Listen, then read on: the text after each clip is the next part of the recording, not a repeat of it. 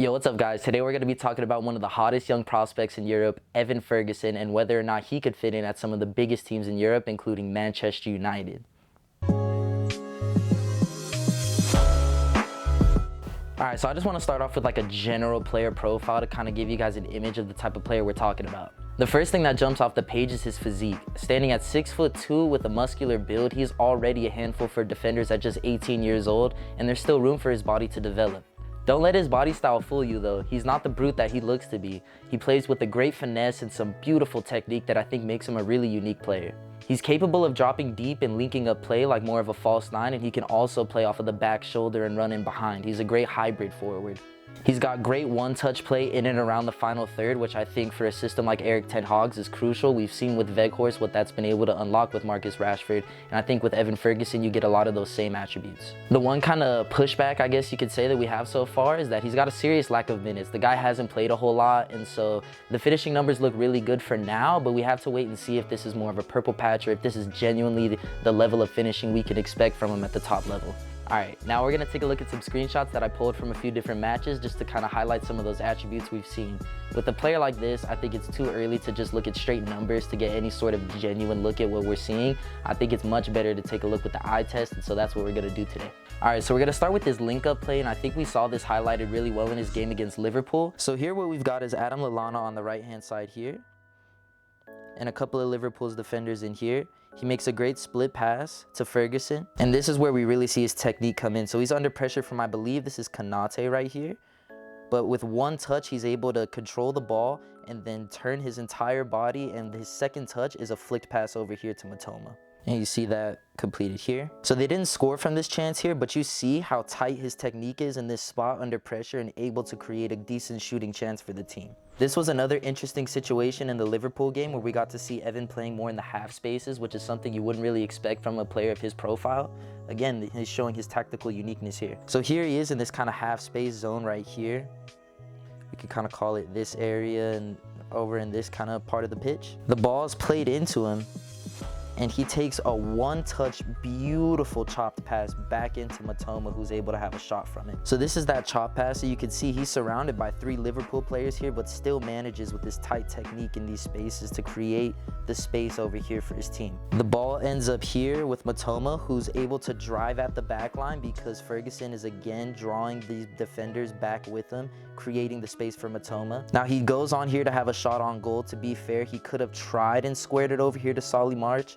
It's a difficult pass to make, but again, this entire chance was created from Evan Ferguson. Alright, now let's take a look at some of his goal scoring. The first goal that we're going to take a look at was against Leicester, and I think it shows some of his diversity in his goal scoring and in his build-up play. So starting with this first goal, we've got a header up here that wins the ball in the final third for Brighton. And as it's coming down, you see some great pressure here from Evan Ferguson. He isn't the player that eventually wins the ball, but his pressure is what helps retain possession for Brighton. So here he is here in the middle of the pitch, helping his team win back possession.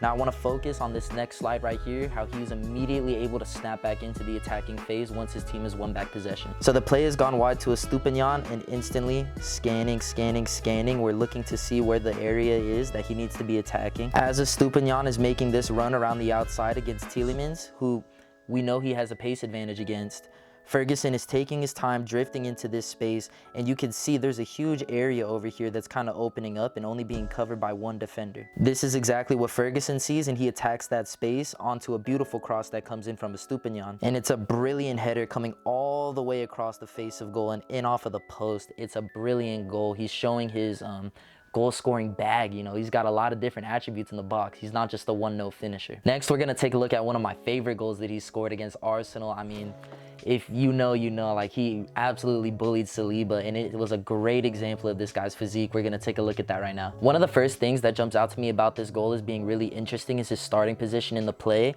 He's all the way deep here in a triangle of Arsenal defenders, calling for the ball, trying to break lines. Again, he's showing that prowess in the build-up play, not just as a typical in the box number 9. But as that breaks down and this pass comes across to the other center back, that's when Evan starts to break through with a run in behind, totally unmarked by these midfield players, because I mean, why would they be running all the way back to mark what they know is a striker? So it allows him to find these different gaps and spaces. He uses his position to his advantage. So it's a long ball that gets played in behind, and we find ourselves here with Saliba just about controlling the ball, but Evan is not giving up on this, and that's one of the other attributes I love about this guy. He is a fighter. And our next frame kind of tells the whole story. Saliba goes from being in control of the ball to on the floor, bullied by a teenager. This guy is a serious weapon in the final third. And the finish was beautiful as well. It's a lovely deft touch. Catches out Aaron Ramsdale. I mean, literally right under his body right here. It's a brilliant finish. I absolutely love this from Ferguson.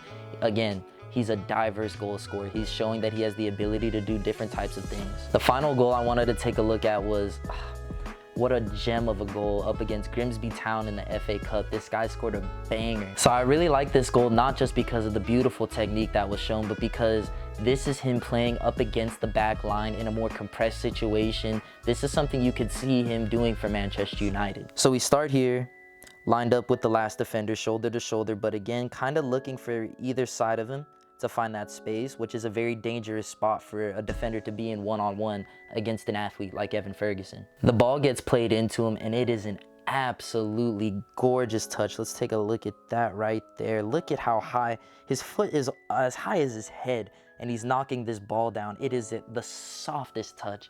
Absolutely beautiful. Please find a video if you haven't seen it. This is a gorgeous goal. So this is the situation Evan finds himself in now, essentially doubled up with one foot at head height controlling the ball. It looks like there would be no way that he's gonna be able to score this goal, but he takes a touch down in between these defenders, and you'll see the rest. With his next touch, he snaps his body into the other direction, again kind of similar to the body movement we saw initially in the build-up play against Liverpool. So he's in behind here with two defenders on him still, manages to snap his body around and control the ball with his right foot. And the final touch is just getting his shoulders swung around, and he's able to get his right foot over it in such quick succession with the last touch and gets a beautiful shot into the right corner over here. This is a seriously impressive goal right here. This is some serious technique. This is one of the goals that really opened my eyes to the level of player we could be looking at here. So yeah, taking a look at the bigger picture, honestly, it's really tough to call it at this point. It is really early with this guy. He's only gotten a handful of minutes in the Premier League and FA Cup. I think he's really talented, but to say that he's gonna be a world-class player is just, it's too early to call that. The physical attributes and the technique that he's showing though, it's unique, and especially at this high of a level, like there's no faking that in the Premier League. I think this next year is gonna be really crucial for him. It's really interesting. I've seen lots of different scenarios thrown around, just to kind of run through a few of those. I don't think he should outright leave Brighton or a club of that level. I just think it's such a risk for him to be instantly jumping into the top level of the European game. It could just be too much pressure for him, and I think he's such a talent. I don't want to see him collapse under that pressure. That being said though, I've seen the argument that United need to be better at striking early when it comes to these young talents. You know, we missed on Haaland, and that stings to this day still, and I don't want this to become another one of those situations. I understand where people are coming from with that. I saw an idea floated the other day where it would be United signing him this summer and then sending him back to Brighton on a one-year loan to continue his development. I think that's the ideal situation for Man United and balances out a chance of him continuing his development. But personally, if I was his agent, I think I'd tell him to stay for another season, stay on the books, keep working, give yourself a full resume, a full season of Premier League football. He'll still only be like 19 years old at the end of next season, and he might be able to secure a huge transfer, a huge contract. He's a young Irish player who I think could honestly light the world on fire, and especially at a club like Manchester United, you know that we would wrap our arms around him, and the guy has potential to be a superstar. Again, I'm not gonna put the full stamp on it. The potential is absolutely there, and I can't wait to see how he continues to develop. So yeah, that's all I got for you guys today. I hope you guys enjoyed my breakdown of Evan Ferguson, and I'll see you guys on the next one. Later.